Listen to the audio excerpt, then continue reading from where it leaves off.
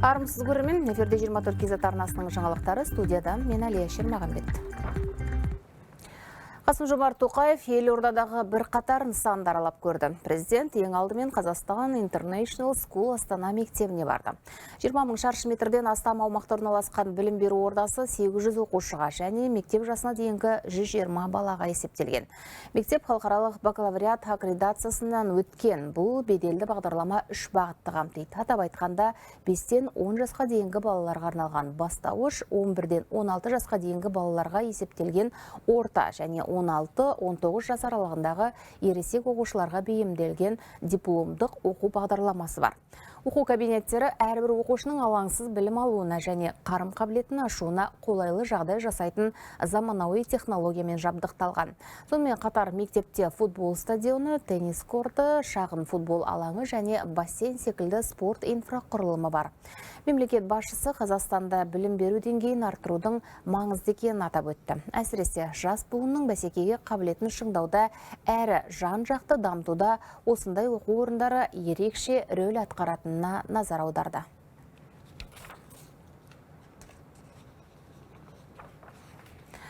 Қасым-Жомарт Тоқаев Астана қаласындағы заманауи Касуим Академия спорт орталығына барды. Бірегей кешенде спортшыларды даярлауға қажетті барлық жағдай жасалған. Ересектер мен балалар ұзындығы әртүрлі 5 бассейнде жаттыға алады. Оның бірі 50 метрлік болса, екеуі 25, тағы екеуінде 10 метрлік жүзу жолақтары бар бассейндер. Мұнда судың құрамы мен реагенттердің мөлшеріне автоматты түрде талдау жүргізетін әрі тиімді залалсыздандыру мен қауіпсіздіктің жоғары деңгейін қамтамасыз ететін испандық қондырғы қойылған. Бұдан бөлек нысан жүзуге қажетті машықтарды шыңдап, бұлшықеттерді ширататын арнаулы жаттығу құралдарымен жабдықталған. Президент жас спортшылармен әңгімелесіп, мемлекеттің спорттық инфрақұрылымды дамытуға ерекше мән беретінін айтып, келешекте Олимпиада чемпионы атануларына тілектестігін білдірді.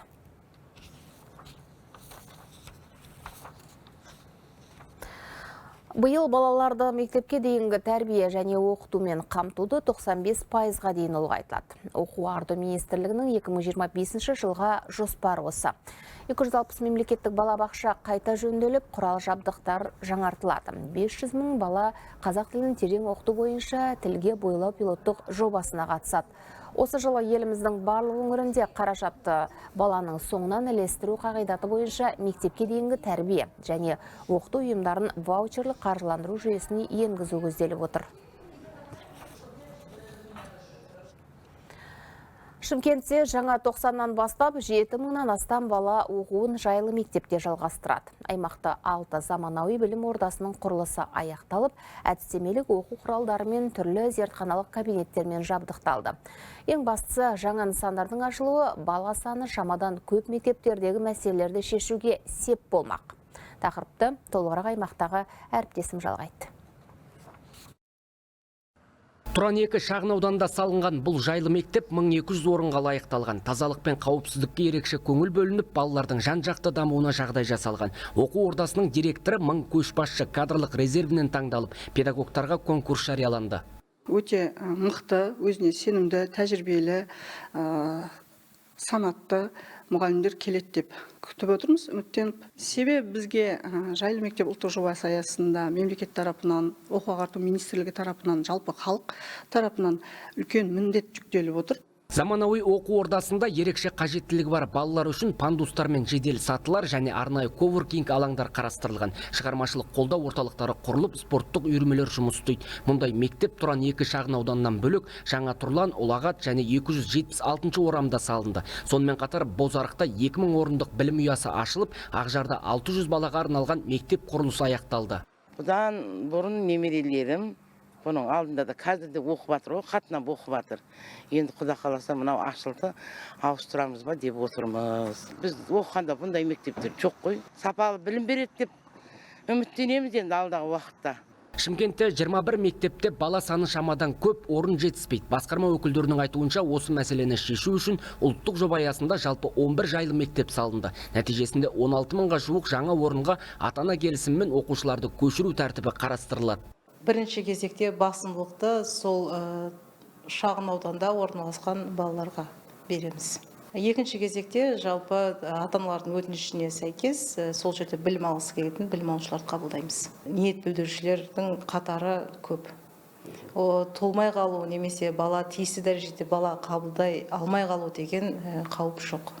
Шымкентте барлығы 18 жайлы мектептің құрылысы жоспарланған. Биыл қалған 7 білім ордасын қолданысқа беру үшін құрылыс жұмыстары қызды. Сала мамандарының айтуынша, ол үшін шалғай шағын аудандарда жер телімі таңдалып, оқушының орталыққа қатынамай-ақ сапалы біліммен қамтылуына жағдай жасалады. Нұрсұлтан Мұхамеджан, Нұрмахан Бекмұратов, Самат Нағашбекұлы, 24 KZ, Шымкент.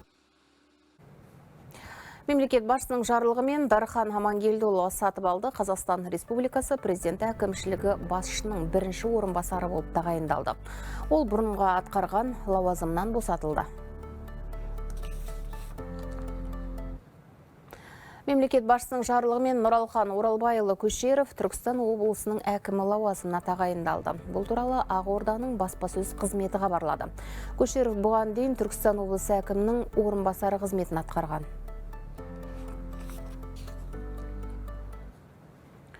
Олжас Бектенов Түркістан облысының активіне аймақтың жаңа әкімін таныстырды. Кейін президенттің облыс басшылығы алдына қойған міндеттеріне тоқталды. Қасым-Жомарт Тоқаев Ана тілі газетіне берген сұхбатында экономиканы нығайту және халықтың тұрмыс сапасын жақсартуды міндеттеді. Әсіресе Тұран арнайы экономикалық аймағы мен өңірдің жалпы инвестициялық тартымдылығын арттыруға, көлік логистикалық әлеуетін ашуға және агроөнеркәсіптік кешеннің дамуына басымдық берді. Биыл айлық есептік көрсеткіш мөлшері 240 теңгеге өсті. Яғни 3692 теңгеден 3932 теңгеге көтерілді. Мұның жақсы жағы жәрдемақы мен зейнетақы көлемі де өседі. Дегенмен, айыппұл көлемі де осы айлық есептік көрсеткіш сомасына қарай ұлғаяды. Биыл жол ережесін бұзғанда салынатын айыппұл сомасы 6%-дан аса өсті. Мәселен, биыл белгіленген межеден 20 шақырым сағатқа асырғандарға 19660 теңге айыппұл қарастырылған. Сол сияқты 40 шақырым сағатқа дейін жылдамдық асырғандар 39320 теңге төлейді. Сағатына 40 шақырымнан асырақ атты жүргендер 78640 теңге шығынданады. Сондай-ақ жүргізуші куәлігі жоқ болса да, көлік жүргізгендерге 5 айлық есептік көрсеткіш мөлшерінде айыппұл белгіленген. Жол белгілерін немесе жолақтарды елемей басып өткендерге 11796 теңге айыппұл салынады. Бағдаршамның қызыл шамына өтіп кеткендер алғашында 39320 теңге төлейді. Ал сол тәртіп бұзушылықты қайталаса 58930 теңге шығындануға мәжбүр болады. Былтыр желтоқсанда күре жолдағы орташа жылдамдықты өлшейтін режим енгізілді. Бұл режимге сәйкес бір А санатындағы жолдардағы орташа жылдамдық сағатына 140 шақырымнан аспауға тиіс. Ал бір Б немесе екінші санаттағы жолдарда сағатына 110 шақырым жылдамдықпен ғана жүру керек. Ал егер жүргізуші бір нүктеден екінші нүктеге белгіленген уақыттан бұрын барып қойса, жолда жылдамдықты асырған деген сөз. Қазір біз 16 учаскені анықтадық. Жаңа режим осы аралықтарда сынақтан өтіп жатыр. Әзірге ешкімге айыппұл салынған жоқ. Бірақ бір айдың ішінде орташа жылдамдықты асырған 500-ден астам дерек тіркелді.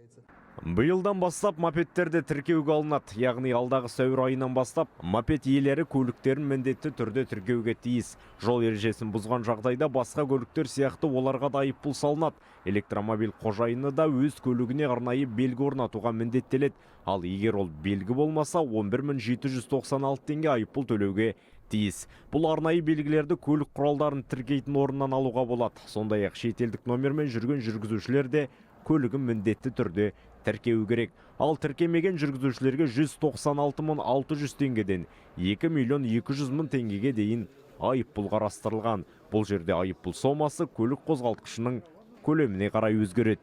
Былтырғы 11 айда қазақстандықтар жол ережесін бұзған үшін 217 миллиард теңге айыппұл төледі. Бұл қаржының басым бөлігі, яғни 160 миллиард теңгесі жергілікті бюджеттерге түскен. Былтыр жолдағы апат азайды, әсіресе республикалық маңыздағы жолдардағы апаттар 15%-ға кеміген. Ал тәртіп сақшылары жаңа ережелер жол көлік оқиғаларының азаюына ықпал ететініне сенімді. Әлшерәли, Нұрғанат Қанапия, 24 KZ. Шымкентте мемлекеттік сатып алу саласында 59 заң бұзушылық анықталды. Прокурорлар ішкі аудит департаментіне тексеріс жүргізіп, арыз шағымдар бойынша қабылданған шешімдерді қарады. Белгілі болғандай, аудиторлар қадағалау жұмыстарын тиісті деңгейде жүргізбегендіктен бір көзден негізсіз шарт жасалыпты. Сонымен қатар, конкурстық рәсімдерге кей кәсіпкерге артықшылық берілген. Ал осындай кемшіліктерді жою туралы нұсқаулар дер кезінде орындалмаған дейді прокурорлар. Осыған байланысты департаменттің 6 лауазымды тұлғасы тәртіптік жауапкершілікке тартылды.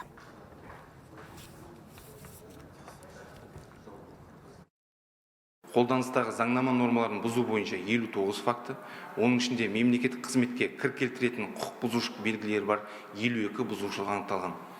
Прокурор қадағалау актісінің қарау нәтижесімен 6 лауазым тұлға, оның ішінде департамент басшысының орынбасары тиісті тәртіптік жауаптылыққа тартылды. Биыл мемлекеттік сатып алу туралы жаңа заң күшіне енді. Бұдан бұлай бюджет қаражаты жетілдірген ережемен жұмсалады деген сөз. Бөлінген қаржының талан-таражға түспеу үшін құжатқа қандай механизмдер енгізілген? Бұл туралы әріптесім Серік Селеубайұлының материалынан білейік. Тәукехан Пошанов 4 жылдан бері мемлекеттік сатып алу порталымен жұмыс істеп келеді. Оған дейін шетелдерде бизнесін дөңгелеткен тәжірибелі кәсіпкер тендерде заңсыздық көп екенін айтады. Байқауды өз танысына алып беру үшін бюджет әкімшісі қолдан кетіргер саған деректерде тіркелген. 2,3 миллиард теңге бөлінген. Біз 1,5 миллиард теңге бердік, 800 миллион теңге жаңағы скидка жасадық. Сөйттік та тендер қатыстық. Бұл жақта бізге айтты, сендердің 20 компания қатысты. Отқан компаниялар ең қымбат бағамен ұтты. Біз оны ДВГ-ға жаңағы ішкі мемлекеттік жаңағы аудит департаменті. Ол жаққа шағымдандық, олар бізге отказ берді. Комитетінде шағымдандық, олар отказ берді. Кейін барлығын бірге сотқа бердік. Кәсіпкер осындай кедергілерді әшкерлеу үшін 200-ден астам сотқа қатысып жеңіп шыққан. Мемлекеттік сатып алу саласының сарапшысы Ербол Сардарбеков те осыған ұқсас заңсыздықтар көп кездесетінін айтады. Жалпы мемлекеттік сатып алудағы құқық бұзушылықтарға келетін болсақ, ондағы мысалы біраз құқық бұзушылықтар ол көбінесе бір көзден сатып алу заңсыз келісімшарттар жасау келеді. Ол үшін мысалы тек қана заңды өзгерту мәселесі қатты қажетті емес. Оны тек қана жаңа формалдық логикалық әдістер арқылы мысалы порталға шектеулер қойып тастауға да болады. Ешқандай заңды да ережені өзгертіп керек емес. Жаңа портал аясында ғана оны шешуге болады мәселелерді. Одан бөлек қазір сапасыз құрылыс мәселесі де күйіп тұр. Бюджет қаржысына салынған нысандардың жыл өтпей жатып қабырғасы қақырап кеткендері қаншама. Ал аяқсыз қалған құрылыстарды бітіруге қосымша қаражат бөлінуде үйреншікті жағдайға айналған. Ал мердігерлер кінәні бір-біріне артып жауапкершіліктен құтылып кетеді. Жаңа заңда мына құрылысты толық аяқтап бітірілетін құрылыс түріндегі жаңа түрі енгізілген болатын, яғни әлемдік тәжірибеде бұл EPC контракттар деп аталады. Бұл жерде бір мердігер бір объектіні жобалап, құрылысты салып, сонымен қатар оны объекті эксплуатацияға бергенге дейін жалғыз өзі барлық жұмыстарды атқарады. Бұл біздің ойымызша құрылыс сапасының артуына әкеліп соқтыратын қадамдардың бірі болып табылады. Сонымен қатар жаңа заңда қоғамдық бақылау ұғымы енгізілген, яғни нысанның кеседен кешікпей қолданысқа берілуін, жұмыстың сапалы атқарылуын кез келген азамат қадағалай алады. Осылайша бюджет қаражатының мақсатты жұмсалуын қамтамасыз ету көзделген. Серік Селеубайұлы, Қайрат Ақтөреев, 24 KZ. Қытайда метапневмовирус өршіп барады. Жұқпалы ауру жаппай тарап жатыр. Әсіресе балалар арасында дендеп тұр. Қазір барлық ауруханалар күшейтілген режимде жұмыс істеуге көшті. Кейбір әлемдік бақ жаңа қауіпті вирустың шыққаны туралы жарыса жариялап жатыр. Ал Бейжіңнен бізбен тікелей байланысқа тілшіміз Руслан Бақытбекұлы Қытайдағы ахуалды баяндап бермек. Руслан, қайырлы күн, қалыңыз қалай? Енді көрші елдегі эпидахуал қандай болып жатыр?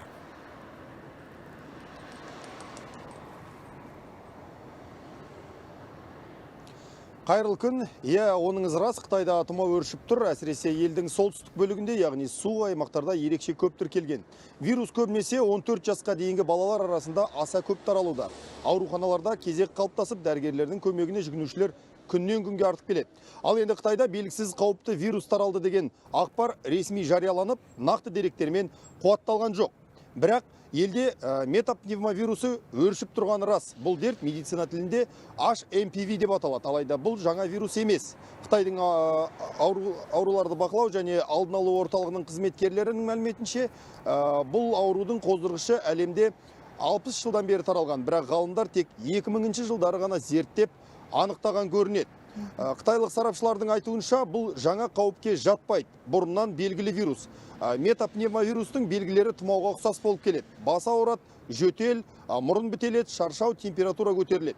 Негізінен жеңіл түрде өткенімен дер кезінде емделмесе артық күрделі асқынуларға алып келуі мүмкін. Әсіресе жаңа туылған нәрестелер мен егде жастағы иммунитеті төмен адамдар үшін қауіпті. Халықаралық The Lancet Global Health журналының мәліметіне сай 2018 жылы дүние жүзінде 5 жасқа дейінгі 14 миллионнан астам бала осы вирусты жұқтырған. 600 мыңдай науқас ауруханаға жатқызылып, 16 мыңдай адамның өліміне алып келген екен. Бұған қытайлық дәрігерлер халықты бейжайға қарамауға шақырып жатыр. Дегенмен, дәл қазіргі уақытта Қытайда тіркелген науқастардың 99% тұмаудың А типі H1N1 түріне шалдыққан. Бұл ауа райының суықтығымен және маусымдық кезеңмен байланыстырылып отыр. Мамандардың айтуынша бұл көрсеткіштің әлі шарықтау шегі емес. Аурудың бұл түріне шалдыққандар қаңтар айының соңына қарай бұдан да көбейе түсетіндігін айтып жатыр. Бүгінгі күнге дейін инфекцияның қанша адамнан анықталғандығы, адам өлімі жайында ресми ақпарат жоқ. Қытай билігі бұл жөнінде тіс жармай отыр. Алайда педиатрлық амбулаторлық көмекке сұраныс артқан. Ауруханаларда ұзын сонар кезек қалыптасты. Енді әрине біз бұдан әрі қарайда жағдайды бақылауда ұстайтын боламыз. Қандай да бір тың ақпар болса, міндетті түрде жаңалыққа шығып хабар тарататын боламыз. Әзірге қолдағы бар жаңалық осы. Әлия? Жақсы, Руслан, рахмет, аман болыңыздар. Біз жаңалықтарымызды одан әрі жалғастырамыз. Қытайда тараған метапневмовирус Қазақстанда да тіркелді. 30-тан аса отандасымыз жұқпалы індеттің ілмегіне іліккен. Елдегі жағдайға байланысты денсаулық сақтау министрлігі мәлімдеме жасады. Бұл вирус қауіпті ме? Науқас нені ескеру керек? Әріптесім Кәмшат Мұхамеджан бас қаладағы эпидуахалда біліп қайтты. Желтоқсанның соңында Қытайда жаңа індет тарап, ауруханалар науқастарға лық толды. Анықтай келе оның риновирус пен метапневмовирус екені белгілі болды. Алайда жергілікті билік бұл ақпаратты әлі ресми түрде растамады. Бір анығы жұқпаның балалар арасында тарауы жиілеген. Коронавирусқа ұқсас дерт біздің де арамызда тіркелді. Кесел 30 адамнан табылған. Метапневмовирус ол жаңа вирус емес, ол жылда, әлемде де, бізде де эпидемиологиялық маусымда тіркеледі. Жіті респираторлық вирустың 200-ден астам түрлері бар. Ол бокавирус, метапневмовирус, оның ішінде парагрипп, риновирус, РС вирус, ол барлық жіті респираторлық вирустар. Олар жіті респираторлық вирустық инфекцияны адамдарға әкеледі. Сондықтан бізде жыл сайын осы эпидемиологиялық қадағалау жүргізіледі. Елдегі жағдайда сақтануға шақырып тұр. Эпидемиялық маусым басталғалы республика бойынша тұмауға жатпайтын вирустарға 8360 үлгі зерттеліпті. Нәтижесінде 1866-сынан оң сынама анықталған. Ең көп таралған риновирус 680 жағдай, одан кейін РС вирусы 430, коронавирус 206, паратұмау 178, метапневмовирус 30. Соңғы 3 айда елде 2 миллионнан астам жіті респираторлық вирус жұқпасы тіркелген. Дегенмен бас санитар дәрігер қарашаны даурықпауға шақырады. Жылдағы қыс кезіндегі тұмаудың өршуі осылай өтеді деп отыр. Бұл жамынша көрсеткіш алдағы қаңтар ақпан айларында төмендейді. Балам ауырып қалды. Қатты жөтеліп жатыр. 5 күн болды ауырып жатыр. Температура болды, сосын кашель басталды, жөтел басталды. Самое главное, при первых признаках. Қазіргі кезде ең басты қауіпсіздік ол үйде қалу. Тұмау өршіп тұрған кезең қазір. Дәрумендерді жиі пайдалану керек. Ағзаға керекті А, Б, С витаминдерін тұтынған абзал. Егер қандай да бір дене ыстығының көтерілуі, тәбеттің бұзылуы байқалса, өздігінен ем алмай, бірден дәрігерге хабарласқан дұрыс. Метапневмовирустың негізгі таралу көзі ауа тамшысы. Метапневмовирустың негізгі таралу көзі ауа тамшысы. Тұрмыстық байланыс арқылы жұғу қаупі де жоқ емес екен. Инфекцияның басты белгісі жөтел, мұрыннан су ағу, ентігу, бас ауруы. Дерттің нақты емі жоқ деп отыр мамандар. Індетке шалдыққан науқасқа симптоматикалық емдеу қолданылатын көрінеді. Әсіресе қазіргідей қыс кезінде жұқпалы аурудың жылдам тарайтын маусымы. Сондықтан ақ халаттылар барынша абай болуға шақырады. Адам көп жиналатын орындарға, әсіресе жабық үй-жайларға баруды шектеуге кеңес береді. Кәмшат Мұхамеджан, Ербол Дайыр, 24 KZ, Астана. Біздің еліміздегі эпидемиялық ахуал дәл қазір қандай деңгейде? Осы төңіректе туындаған сұрақтарға дәл қазір бізбен тікелей байланысты Қазақстан Республикасы Денсаулық сақтау министрлігі қоғамдық денсаулық сақтау ұлттық орталығының басқарма төрағасы Айжан Есмағамбетова ханым жауап бермек. Айжан ханым, қайырлы күн. Менің даусым естіліп тұр ғой, сізге? Қайырлы күнге. Естіп тұрмын даусыз. Осы енді метапневмовирус Қазақстанда да анықталып жатыр дедік қой енді. Бүгінгі күнге қанша жағдай тіркеліп отыр? Жалпы енді бұл тіркелген жағдайда жалпы қандай жолдармен таралады бұл ауру және оның негізгі белгілері қандай? Осыдан бастасақ? Метапневмовирус ол жаңа вирус емес, ол жыл сайын эпидемиологиялық маусым кезінде тіркелетін вирус. Қазіргі кезде біз жіті респираторлық вирустың инфекциясы және тұмау инфекцияның эпидемиологиялық маусымда болып отырмыз. Эпидемиологиялық маусым ол қазан айынан мамыр айына дейін болады. Қазіргі кезде осы қазаннан бастап 2 миллионнан астам жіті респираторлық вирустық инфекция тіркелді. Оның ішінде 66-70% ол 14-ге дейінгі балалар.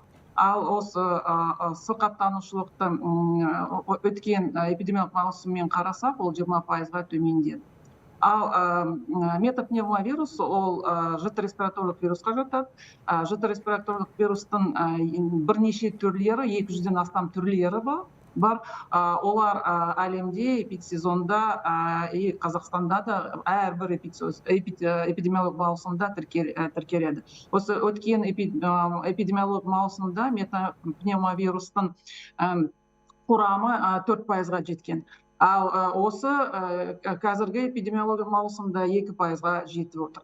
Белгілері, осы метапневмовирустың белгілері, ол барлық жіті респираторлық вирустың белгілеріне ұқсайды, сәйкес. Бұл дененің температурасы көтерілу, және мұрны бітелеу, тамақ ауру, әлсіздік, бас ауру, барлық жіті респираторлық вирустың белгілеріне сәйкес келеді. Енді жақсы, рахмет. Енді осы ретте денсаулық сақтау министрлігі осы метапневмовируспен жіті респираторлық вирустық инфекциядан қорғану үшін қандай профилактикалық шараларды ұсынады екен? Жалпы үй жағдайында өз бетімен емделушілер де көп қой, енді өзіңізге белгілі ол. Осындай адамдарға да қандай кеңес айтар едіңіз осы тұрғыдан? Не спецификалық емес профилактикалық шараларды қазір қолдану керек. Біріншіден адам көп жиналатын орындарға бармау. Ондай мүмкіндік болмаса бетпердені кию. Аурудың белгілері болса балаларды балабақшаға, мектепке жібермеу. Ересек науқас адамдарда аурудың белгілері болған кезде үйде қалу, инфекцияны тарамау үшін. Және гигиеналық шараларды қолдану, ол қолды жуу, антисептиктерді қолдану,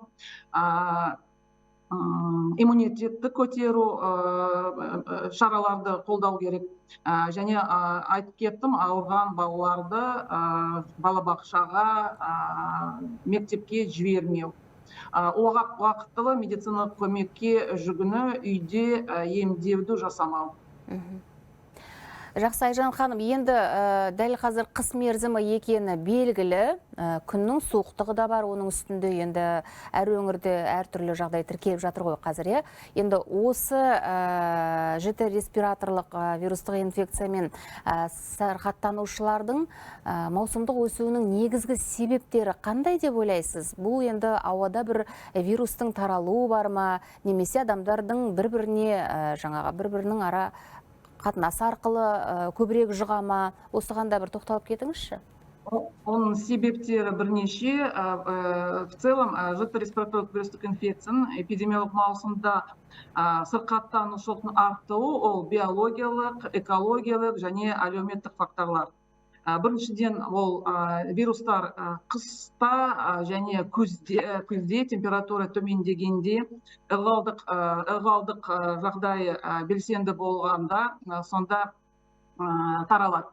Екіншіден, ол иммундық адамдарда қыста күзде иммундық жүйесі әлсіреуі. Екіншіден, үшіншіден адамдардың шоғырлануын арттыру.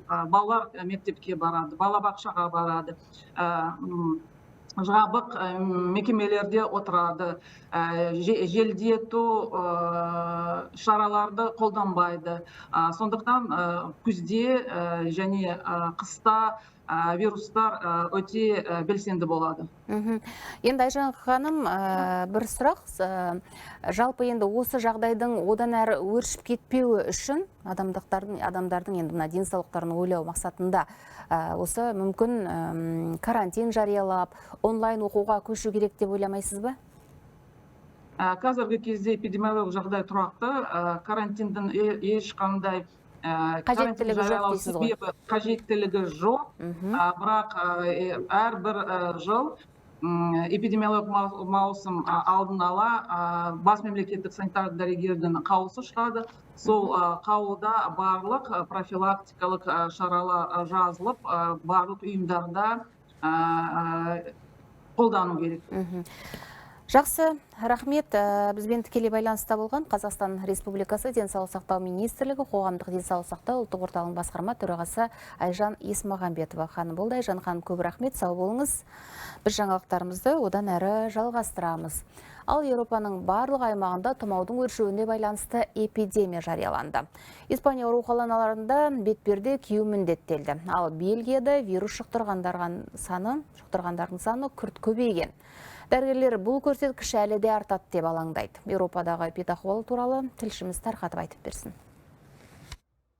Бельгияда ауру асқынып тұр. Жыл сайын болатын эпидемиялық жағдай уақытынан ерте басталған. Науқастар тиісті ем шараларды қабылдап аяққа тұрып кетуі мүмкін. Бірақ бұл құлантаза айығып кетпейді дейді дәрігерлер. Өйткені тұмау пневмония қаупін арттырады. Сондықтан аурудың алдын алу үшін вакцина алуға кеңес береді. Жалпы қазір елде тұмауға қарсы вакцинаның 2 миллионнан астам дозасы бар. Францияда да мұрны бітіп жөтелі күшейгендердің қарасы көп, әсіресе 15 жасқа дейінгі балалар мен 65 жастан асқан қарттар арасында ауру асқынып тұр. Оған себеп ауруға қарсы тиісті вакцинаны дер кезіне екпеу дейді дәрігерлер. Сондай-ақ мереке күндерінен кейін мектептерде сабақтың басталуы мен қызметкерлердің жұмысқа қосылуы аурудың тез тарауын күшейтеді. Францияның қоғамдық денсаулық сақтау қызметінің мәліметі бойынша былтыр жыл соңында кейінгі апта ішінде елдегі өлім жітімнің шамамен 4% тұмаумен байланысты болған. Бұл көрсеткіш алдыңғы аптамен салыстырғанда 2 есе көп. Жалпы Францияда жыл сайын қыста 6 миллионнан астам адам тұмаумен ауырады. Ал Германияда тұмау жұқтырғандардың саны жаңа жыл қарсаңындағы мереке күндерінен кейін күрт артқан. Бұған Роберт Кох институтының мамандары алаңдаулы. Олар елдің денсаулық сақтау жүйесіне 2 есе салмақ түсетінін айтады. Сондай-ақ сарапшылар тұмау мен COVID-19-дың бір мезгілде өршу қаупін ескере отырып, тұмауға қарсы екпе алу осы маусымда өте маңызды екенін айтады. Яғни қазаннан желтоқсанның ортасына дейін барлық тұрғын вакциналаудан өтуге тиіс. Дегенмен дәрігерлердің айтуы бойынша эпидемия кезінде де екпе алуға болады. Иммунитет вакцинадан кейін 2 апта ішінде күшейеді. Фариза Жанғанаева, Жанат Әрніс, 24 KZ. Кейінгі жылдары елде сәбилердің сарғаю синдромы жиілеп барады. Оған басты себеп жүктіліктің жоспарланбауы дейді дәрігерлер. Мұндай дерт шала туған шақалақтардың шамамен 80%-нан, ал ай күні жеткен нәрестелердің тең жартысынан анықталып жатыр. Мейрамгүл Көшербаева 4-ші жүктілігінде егіз босанды. Дәрігерлер 3-ші тәулікте шақалақтардан сарғаю синдромын байқаған. Оларға дер кезінде фототерапия курсы қолданылды. Анасының айтуынша кейін сәбилердің жағдайы жақсара бастаған. 4-5 балаларым, оған дейінгі балаларда да болған. Көбінесе үй жағдайында жаңағы терезеге қой деп жататын, бірақ лампымен тезірек әсері байқалып жатыр. Сарғаю синдромы сәбидің 3-ші немесе 4-ші тәулігінде пайда болуы мүмкін. Егер оған дейін ана мен нәресте перзентханадан шығарылған болса, тұрғылықты мекенжайы бойынша емханаға жүгінуі тиіс. Дәрігердің нұсқауымен фототерапия курсын үйден де алуға болады. Фототерапия бұл 24/7 қойылады. Мамаларға біз береміз. Если баланың жертухасы сарылығы пайда болса, мамаларға айтып, күнде 24/7 жатады. Мамаласы тоқа емізетін кезде ғана алуға болады. Одан кейін бірыңғай фотода жата береді балалар. Врачтың тағайындауы бойынша қойылады.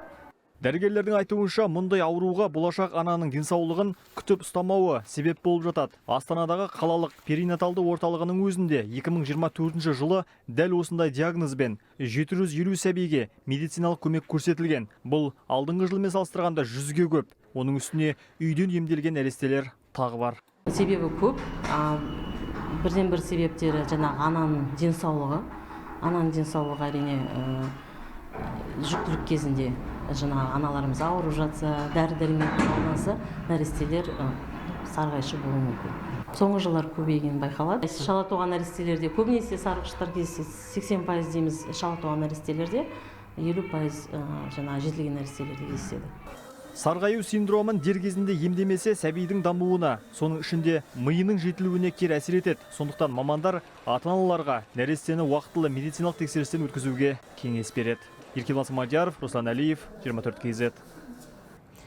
Жаңалықтарымыз одан әрі жалғастырамыз. Былтыр Қазақстан шекарасында заң бұзған 55 мыңнан астам азамат жауапқа тартылған.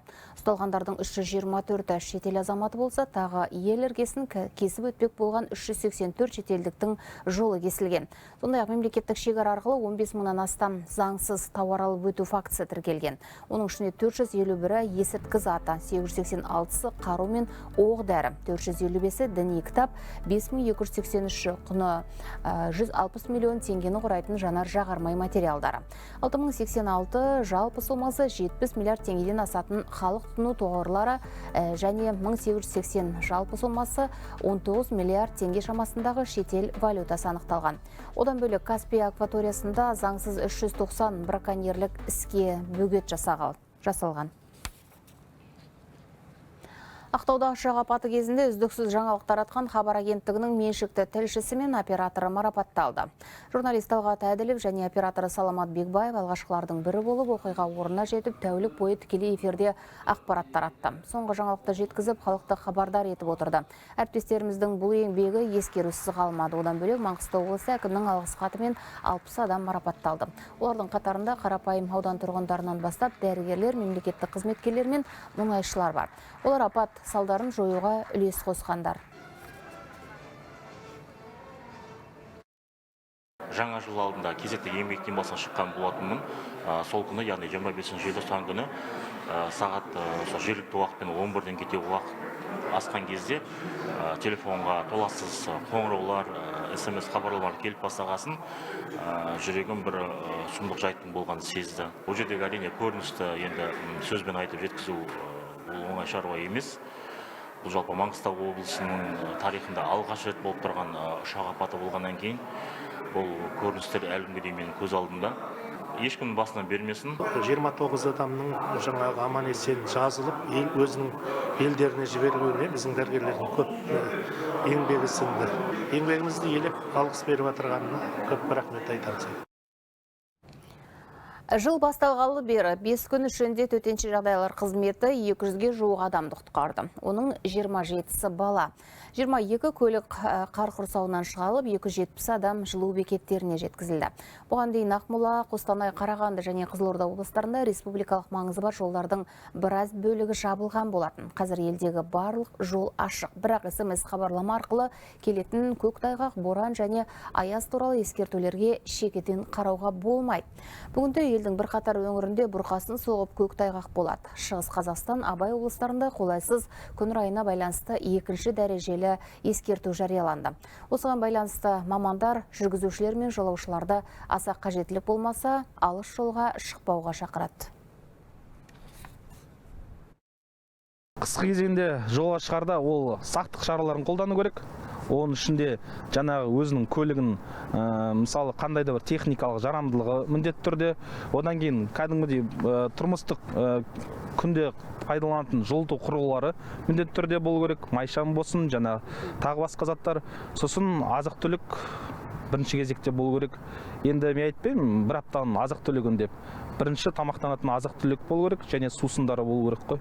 Өйткені қар құрсауынан бір жерде жолда қалып қоятын болса, жаңағы қоректенетін бір азық-түлігі болса жақсы болар еді. Ал Шотландияда көлік жолы тұрмақ, темір жол жабылды. Манчестер, Ливерпуль мен Бристоль әуежайлары уақытша рейстер тоқтатты. Қазір Ұлыбританияда қауіптің сарғылт деңгейі жарияланған, өйткені қар қалың, оның үстіне көк тайғақ. Жол апаттары көбейіп, ұзын сонар кептеліс пайда болған. Синоптиктер алдағы күндері елдің кей өңірінде тізеден қар түседі деп болжайды.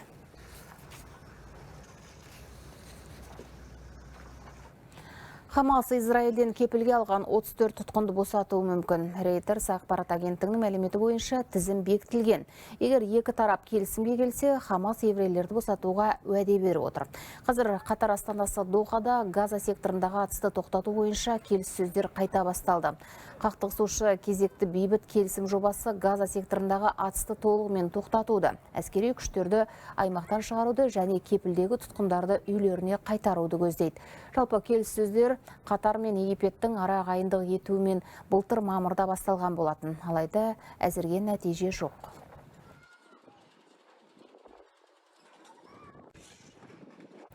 Израильдің қорғаныс армиясы кейінгі 2 күнде Газа секторына 100-ден астам соққы жасаған. Еврей әскери өкілдердің айтуынша соққы Хамас қозғалысының нысандарына бағытталыпты. Әл-Жазира телеарнасы келтірген дерек бойынша әуе шабуылдарынан 200-ге жуық адам қаза тапқан. Өз кезегінде Хамас қозғалысы демалыс күндері Газа секторынан Израильге қарай бірнеше зымыран ұшырған.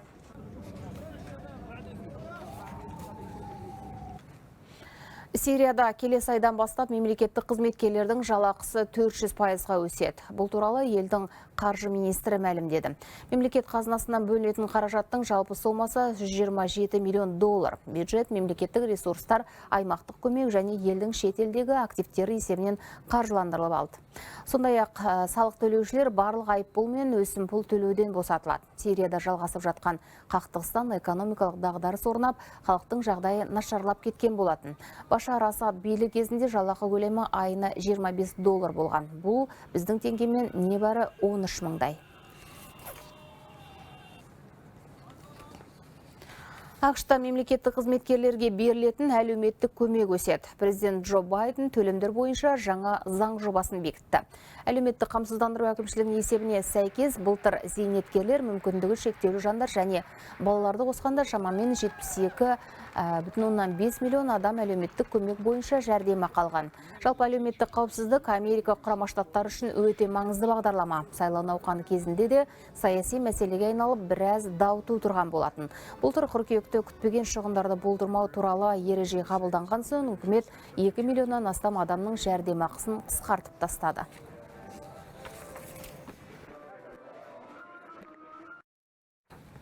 Нью-Йоркке көлікпен барғандар ақы төлеп кіреді. Мәселен, Манхэттенде орталық саябақтан оңтүстікке қарай жеңіл көлікпен жүру үшін жүргізушілер күніне $9 төлем жасауға тиіс. Бастапқыда $15 болады деп жоспарланған, алайда халықтың наразылығына байланысты жүру ақысы төмендетілді. Ал жүк көліктері мен автобустары күніне $21 төлеуге тиіс. Шаһар билігі осылайша туристер арасында танымал жерлерде кептелісті азайтып, ауаның ластану деңгейін төмендетуді көздейді. Жиналған қаржы мегаполистегі қоғамдық көлікті дамытуға жұмсалады. Велосипед әрбір Нидерланд тұрғыны үшін өмір салты. Мұнда адамнан гөрі велосипед көп. Салауатты өмір салтын сақтанатын ел көліктің бұл түрін экспорттау бойынша да көш бастап тұр. Голландықтар жылына 1,2 миллион велосипедті шет мемлекеттерге сатып, одан шамамен 3 миллиард еуродан астам табыс тауып отыр.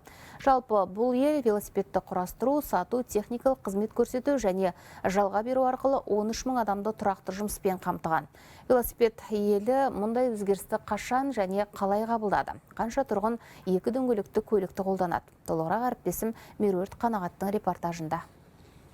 Велосипед бұл елдің мәдениетінде ертеден бар. Әсіресе 20 ғасырдың аяғында жағдай күрт өзгерді. Тұрғындар жанармай бағасына тәуелді болмас үшін таза ауамен тыныста балаларды қорғауға деген ұмтылысының арқасында олар велосипедке ауысты. Қазір кез келген нидерландықтың велосипеді бар. Халқының саны 17,8 миллион, ал великтердің саны 25 миллионға жоқ. Бір ғана Амстердамның өзінде шамамен 800 мың велосипед бар екен. Шаһардың шамамен 63% күн сайын велосипедтерді көлік құралы ретінде пайдаланады. Тіпті туристерге арнайы саяхат бағыттары да әзірленген. Елде жылына 1 миллионға жуық жаңа велосипед сатылады, ал көпшілік пайдаланылған құралдарды мініп жүр. Жыл сайын 500 мың велосипед ұрланып, одан 600 миллион еуро шығын келеді. Соған қарамастан, сұраныс артпаса кемитін емес. Мәселен, бір адам жылына 1100 шақырым жолды осы тұлпармен жүріп өтеді екен. Велосипед мен үшін өте маңызды. Күнделікті жұмысқа барып қайту үшін көлік ретінде пайдаланам. Күніне шамамен 15 шақырым жүрем. Велосипедім болмаса не боларын білмеймін. Себебі қалада машинамен жүру өте қиын. Әрине қоғамдық көлік бар, бірақ кептеліс салдарынан жолға өте көп уақыт кетеді. Балаларымды да үнемі велосипедпен алып жүрем. Оларға қуаныш сыйлайды, қоршаған ортамен танысады. Мерием Хейстер, жасы 54-те, мемлекеттік қызметкер. 3 жасынан велосипед тебеді. Айтуынша, велоспорт еркіндік. Тек көлік қана емес, әсем жерлермен танысу, ашық ауада серуендеу әрі спортпен айналысу құралы. Жыл 12 ай велосипедті қолданамын. Тек қарлы және мұзды күндерде жүруді ұнатпаймын. Қалған уақытта тұрақты көлігім. Күнне шамамен 20 шақырым велосипедпен жүрем. Қала ішінде автокөлік өте ыңғайсыз. Себебі қала іші тығыз орналасқан және Амстердамда барлық жерлер жақын. Қайда қоямын деп те қиналмайсың. Жұмысымның жанында велотұрақ бар. Нидерландыда осыдан 55 жыл бұрын әрбір 5-ші тұрғынның көлігі болған. Орта ғасырда салынған голландық көшелер осынша көлік қозғалысына дайын болмады. Салдарынан сол жылдары жол апатынан 3000-нан аса адам көз жұмды. Оның 500-і бала. Жағдайға бей-жай қарамаған белсенділер шерулетіп, биліктен апаттардың алдын алуын сұрады. Нидерланд үкіметі көп ұзамай қала құрылысы мен инфрақұрылымын велосипед жүргізушілеріне икемдеді. Бүгінгі таңда Нидерланды велосипед жолын белсенді қолданатын елдердің көшін бастап тұр. Меруерт Қанағат, 24 KZ, Амстердамнан. Ел жаңалықтан ойсамыз, елде 2030 жылға дейін 40-тан астам су қоймасы салынады. Бұл жобалар біріншіден су қорын үнемдейді, екіншіден көктемгі тасқыннан қорғайды. Ендігі мәселе мұндай су қоймаларын көптеп салу үшін гидрогеологиялық зерттеу ісін ширату қажет. Мамандар осылай деп отыр. Тілшіміз Нұрханат Қанапия толығырақ баяндасын. Жаһандық климаттық өзгеріс су саясатын қайта қарастыруды қажет етіп отыр. Бұл тұста сырттан келетін сумен қатар, ел ішінде қалыптасатын суды да үнемдеген жөн. Су саласындағы сарапшылардың айтуынша, ел көлемінде ауқымды гидрогеологиялық зерттеу жүргізу керек. Кейінгі жылдары қолға алынған барлау жұмыстарының маңызы зор дейді олар.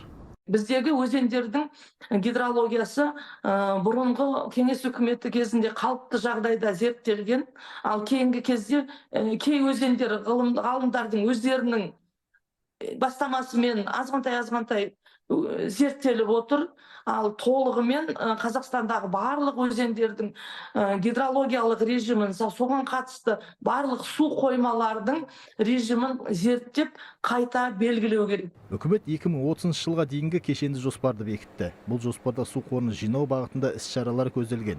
Тасқын суында кәдеге жарату механизмі нақтыланған. Яғни елдегі өзендер бойында 40-тан астам су қоймасы тұрғызылады. Жоспарға сәйкес, оның ішінде осы су тасқынына қарсы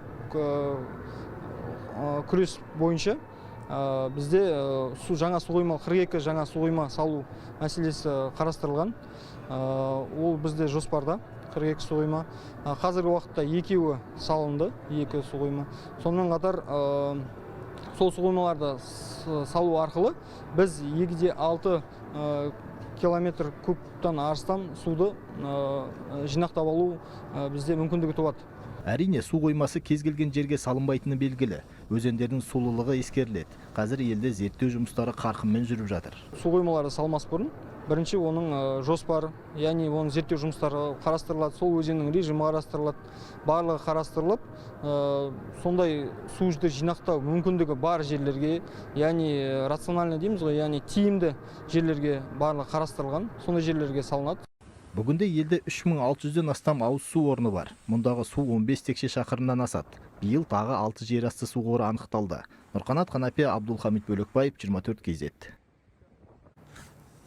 Алдағы 50 жылда біраз адамның орнын робот басады. Қазірдің өзінде жасанды интеллектінің көмегімен жанармай құю бекетінен бастап мейрамханасы ас үй жеткізу қызметін құлтемір орындауға көшті.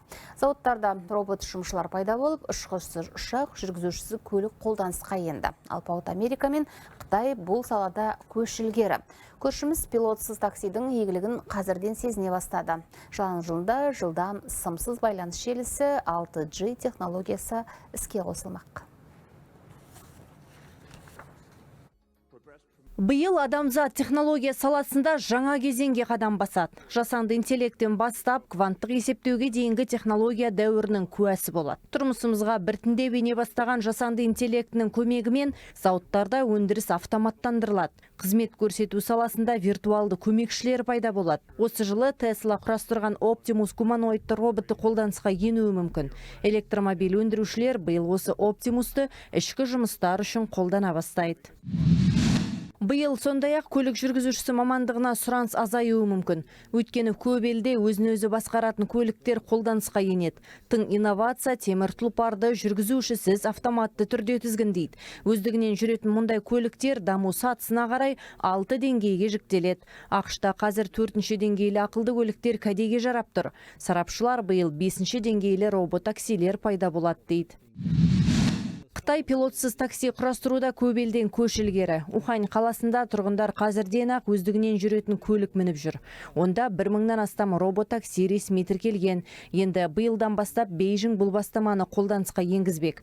Тағы Қытайдың 19 қаласы ақылды таксилер мен автобустарды сынақтан өткізіп жатыр. Жоба кәдеге асса, тұтас ел аумағында такси жүргізушілері қажет болмай қалады.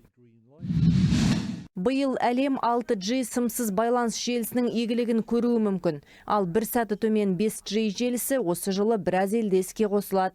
5G жылдам интернеті Қытай, Оңтүстік Корея, ақш және Европада осыдан 6 жыл бұрын іске қосылған. Енді бұл елдер сымсыз желінің келесі буыны 6G технологиясы бойынша алғашқы сынақ жұмыстарын жүргізуі мүмкін. Қазір әлемде 1,6 миллиард адам 5G сымсыз байланыс желісіне қосылған. 2030 жылға қарай қолданушылар саны 5,5 миллиардқа жетеді деген болжам бар. Технологияның тілін білген ұтады, бірақ инновацияның игілігінен бұрын кибер шабуылдың кесірін көрушілер көбеюі мүмкін. Өйткені жасанды интеллектінің жылдам дамығаны соншалық, оның көмегімен кез келген адамның жеке мәліметін қолды етіп, жасанды дауыс, жасанды бет әлпетті айнытпай салуға болады. Бұл алаяқтардың қаптап, оның арбауына түсетін адамдардың артуы мүмкін деген сөз. Өйткені биыл кибер шабуылдың ауқымы кеңейеді. Сондай-ақ осы жылы 85 миллион адам жұмысынан айырылып қалуы мүмкін. Бүкіл әлемдік экономикалық форум осындай болжам жасады. Өйткені жасанды интеллект кей мамандықтарды бірыңғай автоматтандырып, біртіндеп жұмысшылардың орнын басып жатыр. Бірақ технология кей мамандықты жойғанымен, оған бейімделуді қажет ететін біраз салада жаңа кәсіпке жол ашуы әбден мүмкін. 97 миллион жаңа жұмыс орны ашылады деген болжам да бар. Бірақ бұл жай ғана болжам, ал оның нақты іске асып аспауы алдағы уақыттың еншісінде. Әсия Нұрлыбаева, 24 KZ. Алматы қаласы фристайлдан әлем чемпионатын қабылдайды. Фристайл монгол және фристайл акробатикадан жасөспірімдер арасындағы жарыс ертең басталады. Дүниежүзілік дода қатысушылары қазір Шымбұлақ шаңғы базасында соңғы дайындықта пысықтап жатыр. Байрақты бәсекеге еліміз атынан 10 спортшы қатысады. Әлем чемпионатының өзі 4 күнге созылады және жалпы қорытындысы 11 қаңтарда белгілі болады. Отандық спортқа қатысты өзге жаңалықтармен әріптесім Аслан Қаженов таныстырсын.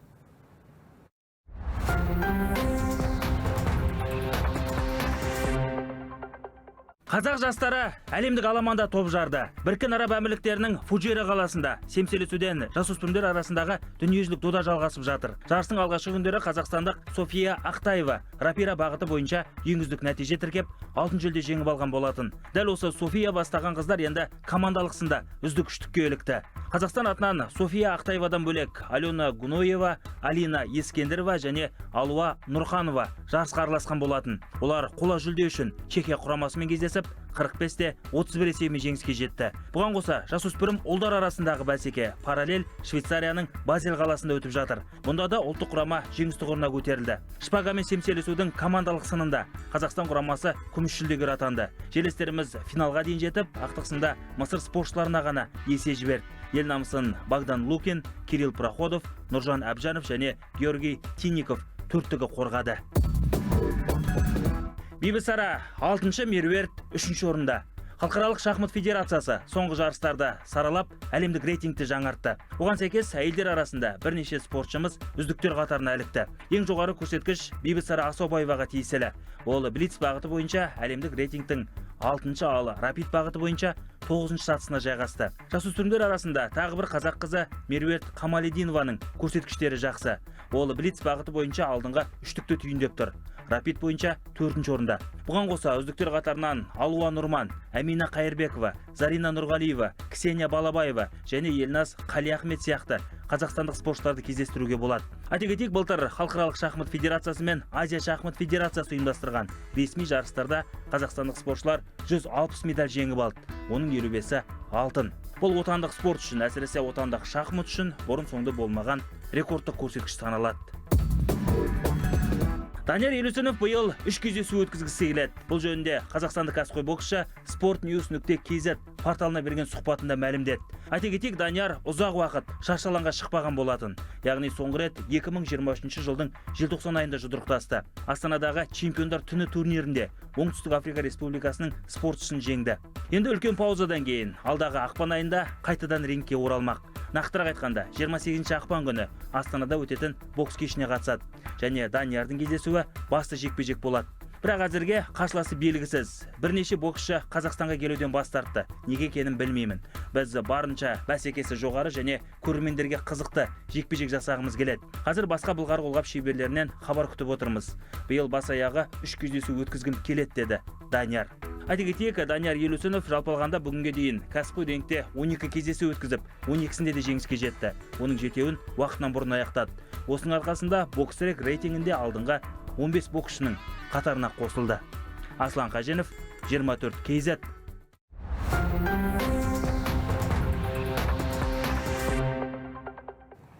Жаңалықтар қызметінің әзірге айтары осы. Арнамыздан алыстамаңыздар.